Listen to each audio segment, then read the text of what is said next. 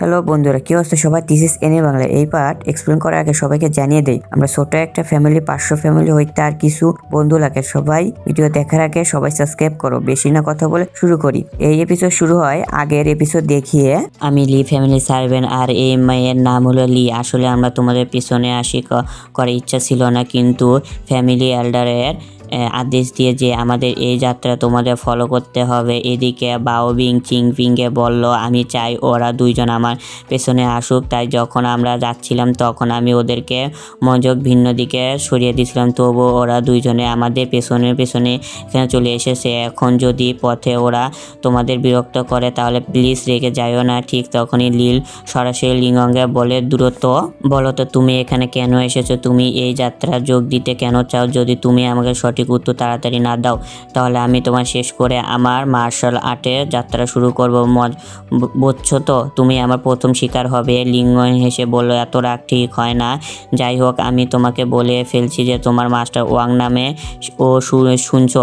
আসলে তিনি আমাকে নিয়োগ দিয়েছেন। মাস্টার ওয়াংয়ের কথা শুনে আমি তার মেয়ের কথা মনে পড়ে যায়। সই এখন অনেক বড় হয়েছে, আমরা খুব সুন্দর। ভুল হয়েছে। তারপর লিং দেখলো সবাই তারও আগুন দেখে উপরে দিয়ে তাকাতে বললো এবং আসলে মাস্টার ওয়াং এসে পৌঁছে গিয়েছিল লিং লংয়ের উপর থেকে। তারও শক্তিশালী এনার্জি সুরে বলল তুমি ওই সে সম্পর্কে যা বলেছো সেটা আবার একেবারে বলো। দেখো তার শক্তি আরও দেখো। লিং সরাসরি গিয়ে নদী পড়ে গেল। মাস্টার ওয়াং বললেন আমি সো টেম্পল থেকে অনুরোধ করেছিলেন যে আমার একটা শক্তিশালী লোয়ার সার্ভেন্ট শর্টম্যান দরকার। আমার মনে হয় হয়তো তুমি সেটা। তোমার নাম কি ওয়েজিং না? তখন লিং বলল না, আমি তো নিজের। আমি বললাম লিং ও ডেকে আনি। আর ও কথা বলে সেদিন নদীর শক্তি নিজের গোল্ডের ভরতে শুরু করলো। এ সেরে একদম স্ট্যান্ড দিয়ে পুরো এনার্জি ওয়েন গিলছিল। মাস্টার ওয়াং তো একদম প্যাকা। তিনি বললেন লিং তুমি কি আমাকে একবারে গিলাতে পারো? লিং সঙ্গে সঙ্গে তার দিকে নিজে গড ছুঁড়ে দিল। মাস্টার ওয়াং সেই গডটা দেখে বললেন এটা তো একটা গড যার মধ্যে অনেক স্পিরিচুয়াল পাওয়ার আছে। শুনে ওদের যাওয়া আছে তাদের এরকম কোনো স্পেশাল গড থাকে। হয়তো এটাই সেই তলোয়ার বা যাকে আমি চিনমিংয়ে সাহায্য করার জন্য বেরিয়ে দিয়েছিলাম। তাই লিয়ং ও ওকে দিয়ে গাছ করে চিনমিংয়ে বলতে লাগলো তুমি এই লোকটার উপর ভরসা করতে পারো। আসলে আমি টেপস থেকে রিকোয়েস্ট করছিলাম যে তাই মনে হয় তারা থেকে এখানে পাঠিয়েছে। এটা লোকটা আমাদের ডাইনেস্টি ফার্স্ট পর্যন্ত পৌঁছে দিবে। এই কথা শুনে চিয়াওমিং আরও তার বন্ধু মাস্টার ওয়াং গিট করতে লাগলো। আর মাস্টার ওয়াং তাদের বিদে জানাতে টানে ঠিক ওয়াং দিল। এভাবে তাদের যাত্রা আবার শুরু হলো। গেল এখন চিয়াওমিং আর বাওমিং সহ পুরো একটি টিম ছিল।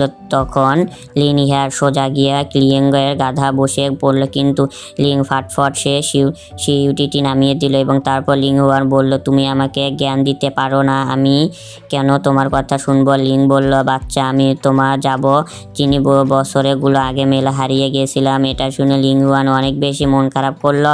লিং দেখলো আর ভালো, নিশ্চয়ই এই শিশুটির পরিবারের ইতিহাসে কোনো সমস্যা আছে, তাই মন খারাপ হয়েছে। আমি এটা ছোট ছেলেটা যত কষ্ট দিয়ে আরও। তারপর লিং জোরে হাসতে শুরু করলো। সে বলল দেখো আমি তোমার কত সহজে বোকা বানালাম। এ শুনে একটা কথা প্রমাণ হয় যে তুমি একদম বাজে বোকা। একটা শুনে লিং আর লিওনের মজা শুরু হয়ে গেল। লিংয়ে বলল যদি তুমি আমাকে তোমার গাধা বসে দাও তাহলে আমি তোমাকে আমার মায়ের সাথে আবার বিয়ে দেব, কিন্তু প্রথম তোমাকে আমার ও তোমার তলোয়ার চালানো কৌশল দেখাতে হবে। যদি তুমি তোমার অনুভব দেখিও তাহলে আমার ইমপ্রেস করতে পারো তাহলে এ সম্পর্ক পাকা হবে। তাই লিং তার ও তলোয়ার চালানোর দক্ষতা দেখানোর জন্য একটা কাঠের টুকরো তলোয়ার হিসেবে ইউজ করলো। একটা পাতার ওপর সে অনেকগুলো কাঠ মারল। সেটা দেখে সবাই হতবাক, কিন্তু এই পাতা একদম ঠিকঠাক ছিল।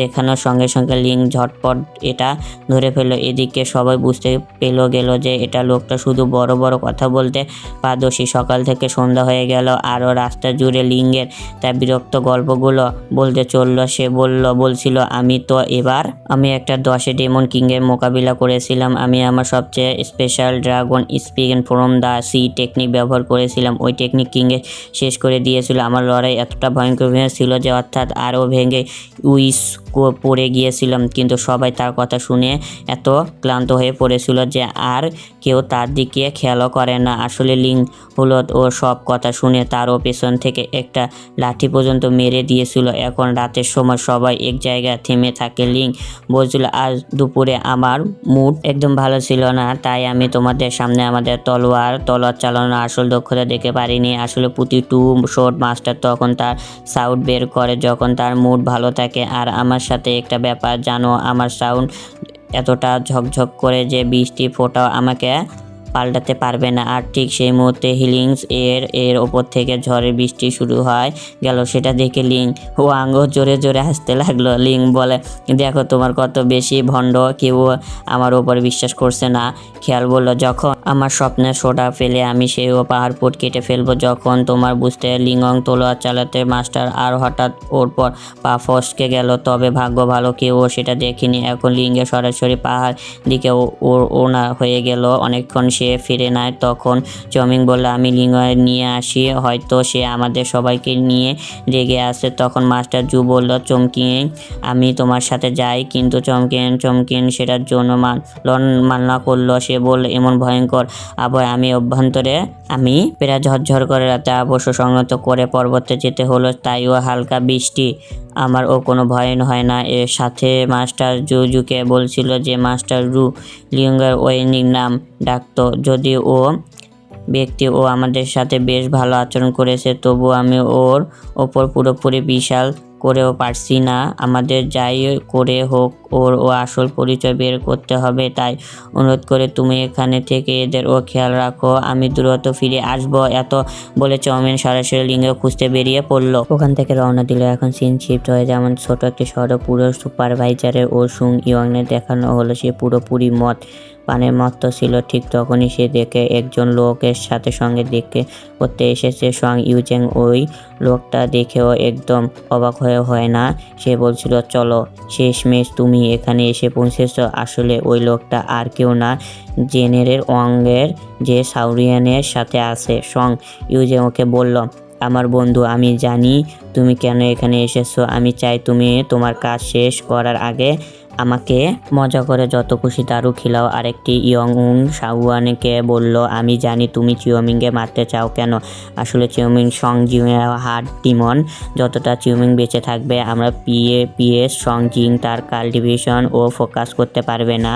আর এই জন্য তুমি চিওমিংকে রাস্তা থেকে সরাতে চাও। কিন্তু এটা কথা আমি বুঝতে পারছি না, তুমি সং ইউজনকে কেন মারতে চাও? তাকে তো আমাদের এম্পায়ার নিজে এখানে সুপারভাইজার বানিয়েছেন, তাহলে তাকে শেষ করা মানে কি? এ কথাও শুনে রুই উত্তর দিল, এখানে সেতুর উপর 4টি অঙ্কর লেখা ছিল। ওইগুলো মানে হচ্ছে ইউরাইজিক ওয়ান্টার কফিংস। এখানে ক্ল্যান্ডে অনেক লোক ও মিমন ভাবে মারা গেছে। এই সেতু এই 4 অঙ্গের মধ্যে অনেক গোপন কথা লুকিয়ে আছে। আর সেই সব রাজা সং ইউজংকে কাছে পৌঁছে গিয়েছে, তাই তাকে মারা হবে। যদি শুধু এই গোপন কথা শুনতে থাকতো তাহলে হয়তো আমি তাকে বাঁচিয়ে দিতাম, কিন্তু সে এমন একটা ভুল করেছে যেটার জন্য আমি তাকে কখনো ক্ষমা করতে পারবো না। হ্যাঁ শান রুই এটা বলে, কারণ ছোটবেলায় যখন চাওমিং সং জিনের গলায় ধরছিল তখন সং ইউজেং এদের চেষ্টা করলো যা চাওমিংকে থামানোর। মনে ও চাওমিং গার্ড শঙ্কর ঝিনঝিন কাছে পৌঁছায়। আর সেদিকে সং ইউজ মদ অবস্থায় জেনারেল ওয়াংয়ের বলল, আমি চাই তুমি আমাকে একটা বার্তা সং জুনকের কাছে পৌঁছে দাও। ওকে বলো যে আমার বেআইনি ছেলে, তাই এর নাম বদলে সুং মুখে রাখা উচিত। জেনারেল ওয়াং বলল, তুমি তো এবার নিজের মৃত্যু ডাকে খুব দূরত্ব পাঠাচ্ছ। এটা শুনে সং ইউজিং জোরা জোরে হাসতে লাগলো। আর এই সময় সাউন্ড বলছিল, ওই লোকটা পুরো টাউ জোনে সারা যেতে সং সে জিঙ্গরে বৃত্ত ছিল। এই কথা কাজের কারণে সং জিনিস অনেক বাধা হয়েছে। সবাই ওকে সবসময় এক অভিত গণত্ব বলে আমার তাপসা করছিল, তাই আমরা কাছে এতটুকু কারণ ষষ্ঠ সেই সং ইউনিভার্স শেষ করার জন্য। ওইদিকে সং ইউজ বলছিল যে তারও যৌব দিকে পড়াশোনা খুব শখ ছিল। আর একজন ওয়েস্টার্ন ভাস্ট ও মহাদেশের ড্রাগন সিটি ব্যাপার পড়ে ফেলল বাল ও হয়ে সেখানে সমুদ্র বেউটে পুরো ও মহাদেশকে ধ্বংস হয়ে গিয়েছে, তাই আমরা চাই যে গিরডলিক ডাইনেস্টি ঠিক তেমনই ধ্বংস হয়ে যায়। আরও তারপর কি জেনারেল ওয়াং 21 সেকেন্ডের মধ্যে সং ইউজেনের কাজ শেষ করে দিল। তার মাথা যখন চানরুয়ের সামনে পেশ করা হলো, বন্দি খুশি উজ্জ্বল করছিল। সে বলছিল, চং সং জিনিস একটা সূত্র তো মারা গেল, এখন পালা তারও আরেক সূত্র চমকিনে যায় ও তার কাটা গলা কেমন দেখানো। অন্যদিকে চাওমিং লিকে খুঁজতে খুঁজতে কিফের কাছে চলে গেল, কিন্তু সে লিঙ্গের না সানেরুয়ের অ্যাসিস্ট্যান্ট ছিল। তখন পর্যন্ত সে অ্যাসিস্ট্যান্ট আরেকটি সঙ্গে চাওমিংয়ের পেছনে এসে পৌঁছে গেল। সে বলল, চাওমিং, জানি না তুমি কখন থেকে আমাদের ফলো করেছো, তুমি ইচ্ছা করে ঝুঁকপূর্ণ রাস্তায় বেরিয়ে নিয়েছো যে কেউ তোমাকে ধরে ফেলবে। যাই হোক, আমরা সবাই কখনো না কখনো ভুলে করি, আর সেই ভুলটা তোমাদের হয়েছে। যদি তুমি মাঝখানে অ্যাটিস্ট লিং এর মজা না তুলতে তাহলে একটা পূর্বে হতো না, যখন লোকটাও তোমার সাথে নেই, তাই তোমাকে মারা অনেক সহজ হয়ে গেল। আর এত বলে ওয়াং দুইজনের সৈনিকে তাদের ক্ষমতা চালু করার সহযোগিতা চাওমিংয়ের উপর ঝাঁপিয়ে পড়লো। চাওমিং বুঝতে পারছিল না যে সে কী অবস্থা ছাড়বে, ওই আক্রমণ প্রতিরোধ করবে। আর হঠাৎ করে সে এখানে শক্তি একটা দারুণ টেটর তৈরি হলো, যেটার মধ্যে ওই দুইজন অ্যানসেস্টার আক্রমণ পুরোপুরি ধ্বংস হয়ে গেল। আসলে এটা ছিল লিংওয়ানের পাওয়া, যে ওই দুইজনে অ্যানসেস্টার বলল, তোমাদের কাল্টিভেশন সপ্তম স্তম্ভতে আসতে তাই গেছে। আর জিওমিং